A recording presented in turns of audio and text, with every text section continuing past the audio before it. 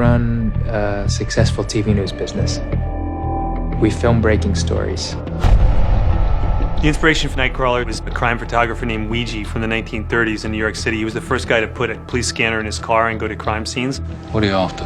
A camcorder and a police scanner. I realized that the modern equivalent were these guys who call themselves stringers and/or Nightcrawlers who drive around at night.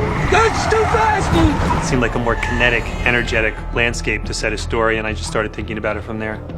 What if my problem wasn't that I don't understand people, but that I don't like them?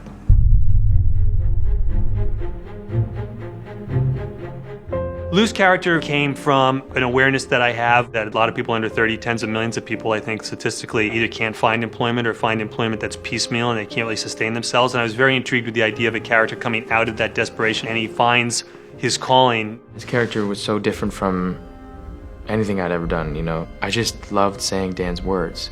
I followed them punctuation to punctuation. Who am I? I'm a hard worker. I set high goals, and I've been told that I'm persistent. I don't think I've ever actually worked with an actor with that challenging of a role, and he just nailed it. I prepped over 2 months, losing weight, staying up at night, and then sleeping during the day. First of all, he was starving to death. He wasn't eating. Jake said, I'm thinking of losing weight. Pounds started coming off. Finally, he got like 25 pounds into it. All makes sense now, but believe me, there was a time that it looked vaguely scary. David 109965, checking in CIC. Growing up in Los Angeles, I would see a coyote walking down the street and just stare at you. You know that it either just killed something or wanted to kill you. And I thought Lou was really a coyote. What if I was obliged to hurt you for something like this? He just immersed himself in it. He's basically gone, this character's desperate and hungry, and he was. And that just brings on a very primal, instinctive, predatory desperation in you. It does. When I say that I want these things, I mean that I want them, and I don't want to have to ask again.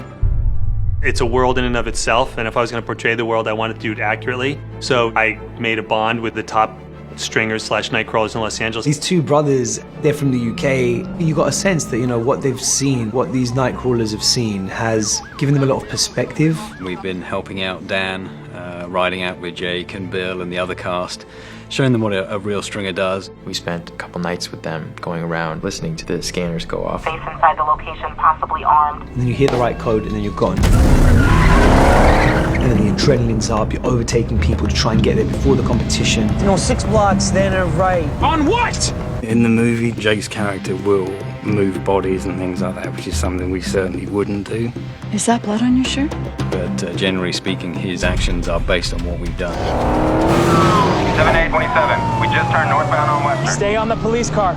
Just like a combat soldier or an EMT worker, there is an adrenaline rush that comes from being around dramatic, hypercharged situations like a crime scene or somebody dying. And I think they sort of strangely do become addicted to it. Yeah, I definitely crave the adrenaline rush.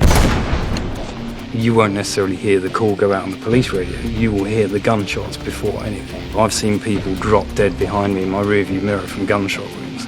You see muzzle flashes from guns as you're driving around corners. A 15-year-old kid with an AK-47 comes out, levels the AK-47 at me and just fires. And I get it on tape. We beat the police. It's all about getting that first shot. You want flames, you want the shootout on tape, you want victims. It's literally that cutthroat. So what do you say? Do you have a deal? I think that Lou Bloom is the product of his generation and culture in general. He was brought up totally on the internet. His interaction with people has been limited, you know, and as a result, I think he's sort of apathetic to feelings. He's dead. Get this shot. He's the product of the idea of capitalism, which is success at any cost. And that's something that he believes in deeply and that he follows to the end. You saw him. Other people may see it as a tale of evil succeeding. For me, I was just trying to tell as realistic and objective a story as possible of a young man who's troubled and has certain gifts, who enters a world in which those gifts are rewarded rather than being punished. I like to think of it as the ultimate success story. I will never ask you to do anything that I wouldn't do myself. Oh my